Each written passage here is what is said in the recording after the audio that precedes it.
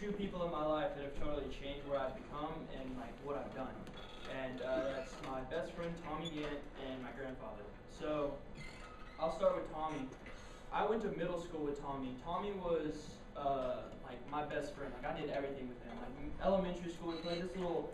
I don't even know what it was. It was on the GameCube. It was like a pygmy game. You like drew pygmy, and you like I don't even know what it was. But we played it for like hours. It was like the funnest thing when we were kids. But and then we went into middle school, and he went into the band, but we still hung out a lot. And I remember his mother always pulling up in this big old rickety blue van, and I was like, this is the coolest thing ever because there's so much space. You can do a backflip in the middle of it if you wanted to. But and we hung out a lot until I want to say it was either 8th grade or freshman year. I can't really remember. He got diagnosed with a very rare form of cancer. I don't remember what it's called. It's this big, long, like 20-character name in it. But pretty much he just grew tumors like uncontrollably.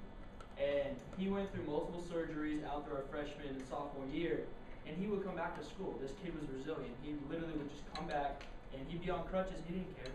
He wanted to be where everybody else was, and he was always the light of the party. He'd walk in the building, everybody'd smile, because that was Tommy.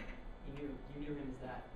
And he came in, and he started to look rough, and we all knew he started to look rough. It had been 2.5 years now he'd been battling this cancer. He'd been through like 6 treatments. It's been a lot.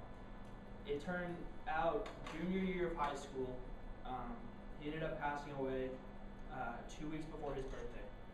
And I saw him a week before he passed away, and it was like, it was really hard because it was somebody that I grew up with, somebody who I was able to grow with, somebody who I knew.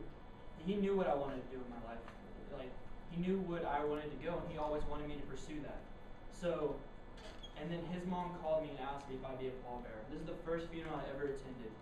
I didn't know what to do, what to wear, anything like that.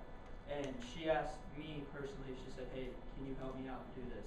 And that was really hard for me, but I felt like I had to do it for Tommy because Tommy literally did everything for me. Like, he was one of those guys that you would go out and if you needed anything, he would do it. He wouldn't ask any questions. Like, he was always a great guy. He was that way until the day he died. He was, even when he was on his deathbed, still smiling, still laughing, having a great time when we hung out with him. So I mean, he always had a great impact on my life, and I followed that here. Always look at the great side of things. He was always in pain, but he always was, happy. He found the light side of things. He was always there, and he was happy he was alive, and he lived every moment the best he could. And I think that was, and I take that lesson really to heart because it helps me live and know that I gotta take every moment, and I gotta know exactly what I gotta do to make sure that I'm living it because you never know when it's gonna end. And that goes the same thing with my granddad. My granddad was a guy who never cared about money. He never cared about how much it cost for him to. He was a constructor, so he went and built a house. He didn't care if you paid him immediately. As long as you were happy with what he did, he was happy. He didn't care. He never cared about money. He never fretted about money. You never saw him stressed. It's because he was always the guy who was, pretty happy. Always watched, RFD on Dish Network or something, some like old rodeo channel. Couldn't even explain it. It's really confusing. But he loved to gamble, and he would always go every morning to McDonald's and hang out with what they call themselves the old farts. I don't know why they call themselves that, but they just do. But then they were like a very tight-knit group, and then he was always that way. He was always the same way as Tommy, really resilient, really, always happy. And he was diagnosed with melanoma, I want to say my senior year of high school, like maybe my junior year of high school, about around when Tommy died.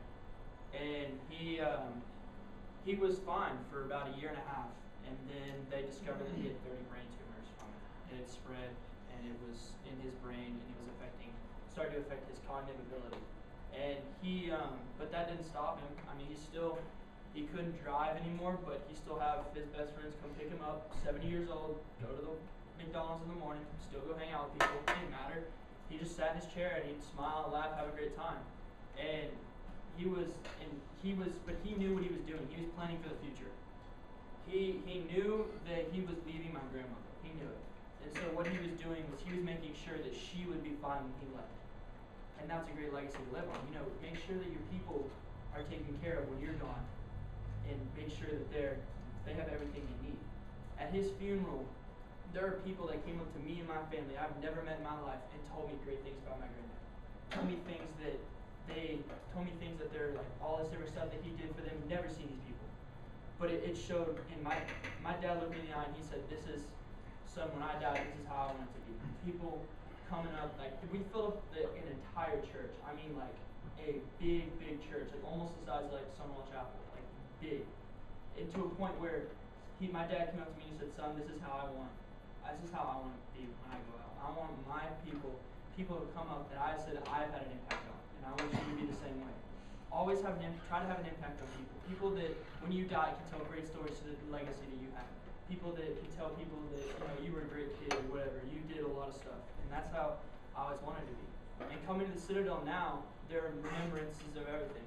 My granddad was a volunteer firefighter. They marched out the family to bagpipes. Every time we're in parade and I hear bagpipes, it reminds me of him.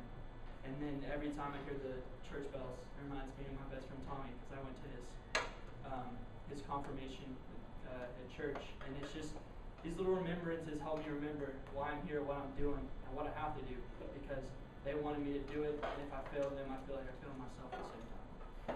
Thank you.